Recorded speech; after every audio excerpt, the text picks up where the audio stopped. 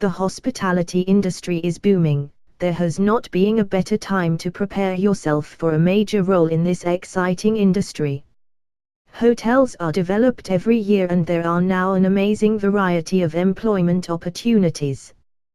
This course on Academy Europe will introduce you to all the aspects of hotel management from food and beverage, front office and sales while providing you with the knowledge and skills needed to find a top position, developing your self-confidence and management skills.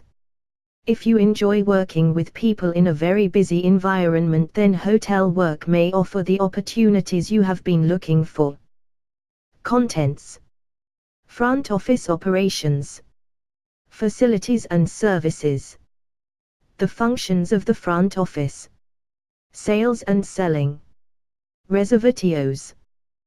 2. Front office operations. In this chapter, the front office operations in the hotel industry are emphasized. However, it must be remembered that some, if not all, front office functions which are identified can be applied to other sectors of the catering and accommodation industry. In a hotel, rooms fall into two broad categories: those used for sleeping purposes and those used for other purposes. Sleeping accommodation. This type of accommodation is usually classified according to the number and the type of beds, and whether or not the bathroom is en suite. Hotels tend to use standard abbreviations for coding purposes. Suites are bedrooms or combinations of bedrooms with a sitting room, senior, and possibly a kitchenette or pantry. Some hotels include family rooms. These tend to be larger twin or double rooms with a sofa forward/pull-out bed. It is also useful to indicate whether a bedroom has a communicating door to the adjoining room, and whether there is a shower rather than a bath, or if there is both shower and bath in the bathroom. Non-sleeping accommodation. This category is concerned with rooms which are not used for the function of sleeping, but they are available to sell and so produce revenue. Examples include: the range of room types varies from one operation to another. Examples of factors which influence the range and variety of room types include the age and location of the premises and the type of client and market which is catered for. Generally, the more traditional hotels tend to have a larger variety of room types, particularly bedrooms, compared to the more recently constructed post-house type of hotel, which usually has 3 types of bedrooms: single, twin and family. Reasons for classifying accommodation. It is necessary to identify and classify all types of information within an operation for many reasons. Information related to the front office includes: A. Information necessary for collating hotel brochures and any promotional documents. B. Information useful for the analysis of the product, that is, the hotel. This aids the front office personnel who are selling, reserving and allocating accommodation. C. Useful for analytical purposes to identify usage and determine occupancy percentages for each room type. This subsequently aids I. Marketing and selling. 2. Redecoration. 3. Building of extensions. 4. Pricing. D. Provides aid in the designing of systems to be used in the operation of the front office. Tariffs. The front office personnel should be fully aware of the type or types of tariff adopted by the particular hotel, and they should know the exact price to be quoted, what the price includes and what items will incur additional charges. These are: A. Room only, where the bedroom is the unit of pricing and the rate for the bedroom only is quoted. All other items incur additional cost. Luxury city center hotels and transient hotels often use this structure. B. Bed and breakfast. The price includes not only the rate for the bedroom, but also for breakfast. The breakfast may be English or continental, depending upon the policy of the hotel. A supplementary charge may be made if continental breakfast was quoted and an English breakfast is taken, or if the breakfast is served in the bedroom. The guest pays for the breakfast whether or not it is consumed. See half-board. The price includes bedroom, breakfast and one other meal, usually dinner. This does vary, and some hotels allow the customer a choice between lunch or dinner. Resort hotels tend to use this tariff. D full board. Here the price includes bedroom, breakfast, lunch and dinner, and it may also include afternoon tea. This system ensures the use of the dining facilities and increases the average guest expenditure, although the price is probably less than if all the meals were charged separately. A supplementary charge is made if the guest uses the à la carte instead of the table d'hôte menu. This structure is also used by resort hotels.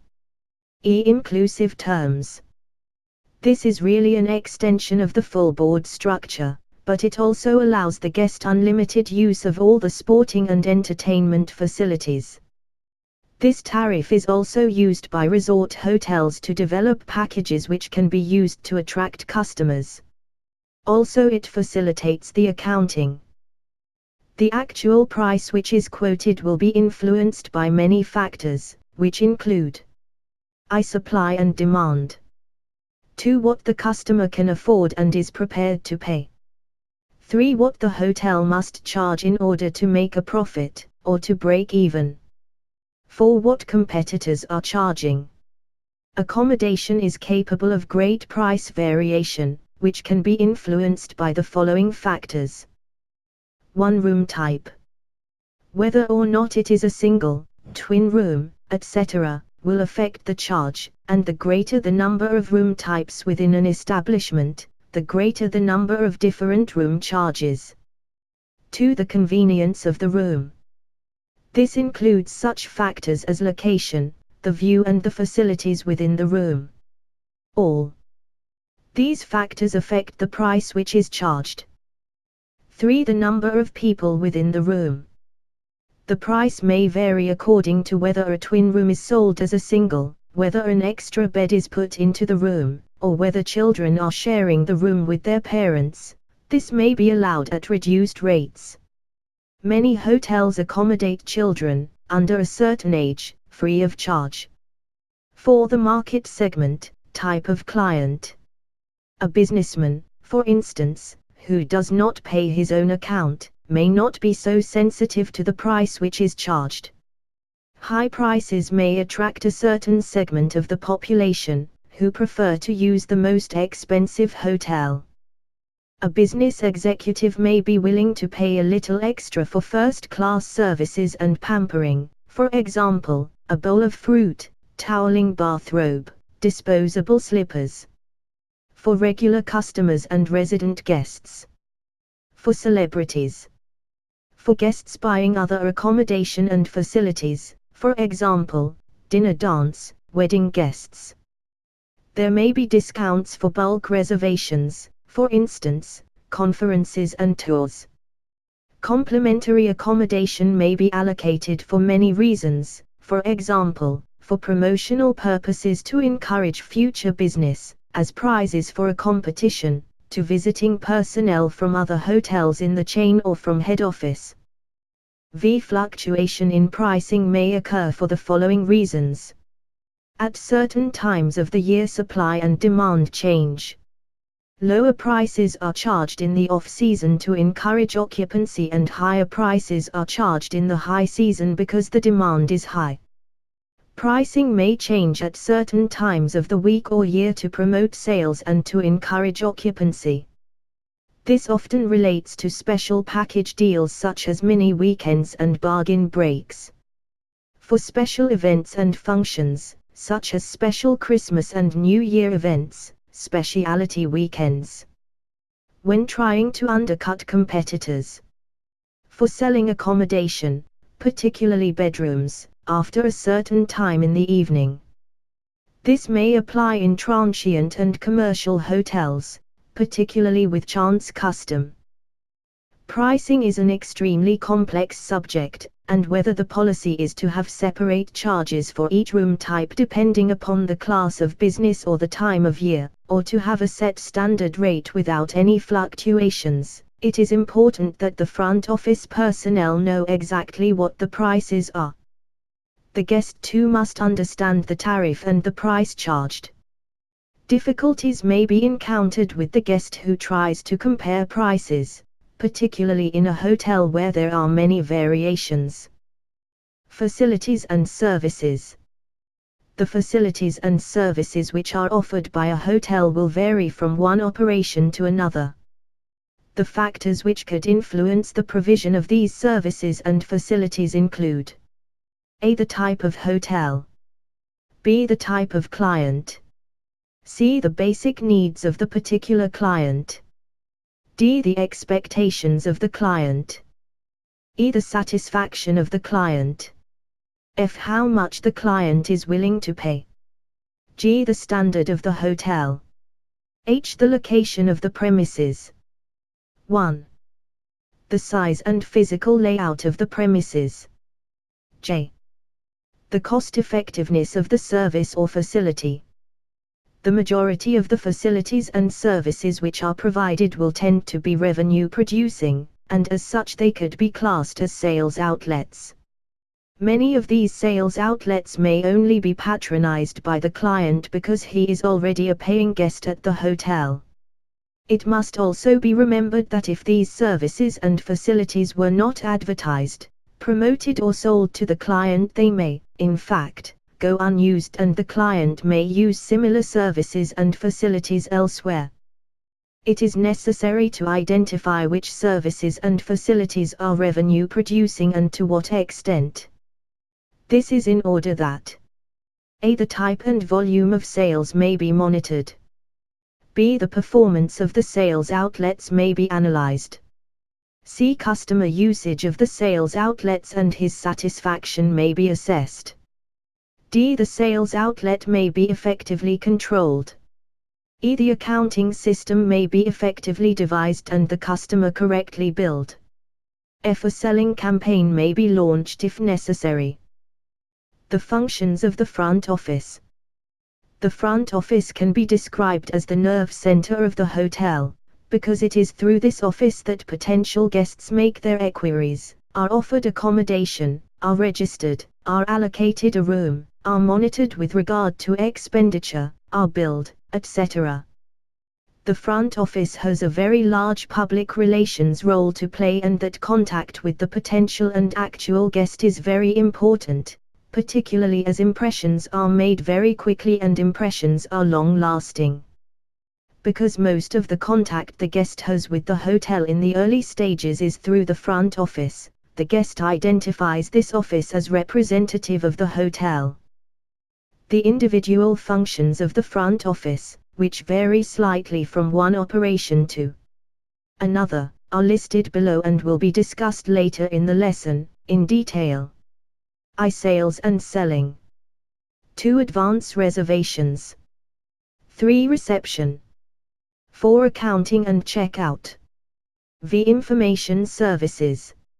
6. Communications. 7. Security. It is important to remember that the activities of the front office, indeed of the whole hotel operation, revolve around the activities of the guest. It is possible to plot the sequence of the guest's activities by using a flow chart, commencing from the time when the potential customer first makes contact with the establishment, until the account has been settled. This concept is often referred to as the guest cycle, and it is being increasingly utilized in the hotel industry to enable management to monitor, chart and control the guest's transactions in a more efficient manner. From the information which is provided by the guest cycle, the activities which must be carried out by the operation, particularly the front office, can be determined. These activities fall into 3 sections. A. Pre-arrival. B. Arrival and check-in. C. Checkout. Sales and selling. This section is really concerned with in-house sales, that is, selling within the hotel and encouraging the guest to spend more, rather than with operational sales, which involves attracting the potential guest to the hotel. In a larger hotel, the latter may be carried out by the sales department, although there is a strong case for arguing that the advance reservations clerk is also concerned with this aspect of selling. It is important to identify the link with marketing. All members of staff in a hotel, from doorman to manager, whether front office personnel or not, are sales personnel. They should be concerned with caring for the guest, and the relationship which is developed with the guest. When selling hotel accommodation, it is important to consider certain factors. A hotel accommodation is a saleable commodity which provides a greater contribution to fixed costs and subsequent profits than any other sales outlet in the hotel. This is because the marginal costs, that is, the cost of the items which are used by the guest whilst staying, are comparatively low. B. Accommodation in this context not only includes bedrooms but also conference, meeting, and function rooms, etc. C. Accommodation, unlike, for instance, food and liquor, is limited by two factors. I. Time. 2. Quantity. If a room is not sold on a particular night, then the revenue is lost forever. The quantity of rooms is static and cannot fluctuate to meet demand. Incentives may be introduced to encourage personnel to increase sales, and these may include A. An occupancy bonus if the occupancy percentage has increased over the same period compared to the previous year. B. A commission, that is, a flat rate for each sale, for example, a monetary incentive for booking in the restaurant. C. A receptionist of the month competition. In order to be able to sell the hotel effectively, everyone concerned must know the hotel and what it has to offer. In other words, the hotel personnel, like any other salesperson, must have full knowledge of the product, which in this case is the hotel. This will involve having full knowledge of the following. A. The premises. The personnel must be familiar with the location of the premises, and be able to advise guests on how to get to the hotel by various means of transport. They must also be able to advise the guest on car parking arrangements, be familiar with the type of hotel, the total number of rooms, and the variety of room types, etc. B. Organizational structure. All personnel should be familiar not only with the functions of all the other departments in the hotel, but also with the heads of the departments. It is also important that front office personnel know the management team and that they are kept informed with regard to which members of the management are on duty at any given time. See accommodation. 1. Bedroom. It is particularly important that all front office personnel know the number and types of rooms which are available, their location, color schemes, conveniences, etc. Many hotels have developed a card index of room inventories, sometimes incorporating a photograph of the particular room as an aid for personnel. It is also beneficial if all front office personnel can spend a few days with the housekeeping department, not only to become familiar with the rooms, but also to understand the importance of good communications between the two departments. 2. Non-residential accommodation. Public areas. Here again, the personnel must know what these areas are like and where they are, in order to be able to direct guests. For example, conference rooms, meeting rooms, etc. The number, varieties, seating capacities and any special names given to these rooms must be fully known. D. Facilities and services. Full details of all facilities and services must be known, particularly all food and beverage outlets. E. House rules and regulations. Rules and regulations, such as checkout times, procedure for credit sales, key collection, etc., must be thoroughly known by all personnel. F. Prices/tariffs. It is imperative that if personnel are selling to a guest, then they must be fully conversant with all prices and tariffs for all services. They must know exactly what the guest will receive for the price which is paid and whether extra charges will be incurred for any items. G. Competition. Personnel should be familiar with other hotels and similar facilities in the area in order to emphasize the benefits and advantages of their own operation. If effective selling is to take place and the sales be increased, then all sales opportunities within the guest cycle should be identified. The following are examples of sales opportunities. Reservations. When a potential guest is making an enquiry with regard to accommodation, there is the opportunity to convert this into an actual reservation. It offers an opportunity for creative selling. A check-in. At this time, after the guest has registered, there is a good opportunity to sell the other facilities and services which the hotel has to offer. For instance, 1. If a guest arrives before a mealtime, the dining facilities can be mentioned, and by asking a guest if a meal can be booked for him, there is a possibility of increasing meal sales. 2. If the guest arrives late, then the room service or the 24-hour shop can be mentioned. Be en route to the bedroom. Here is an opportunity for the porter to mention some of the other facilities and services which are available to the guest, such as saunas, hairdressing, entertainment. See in the room. With the use of printed information and giveaways, the facilities and services can be promoted. If in-room video is provided, then the activities, services and special events can be effectively publicized by this means. D. Checkout. When the guest is settling his account on departure, there is still another opportunity to sell the hotel.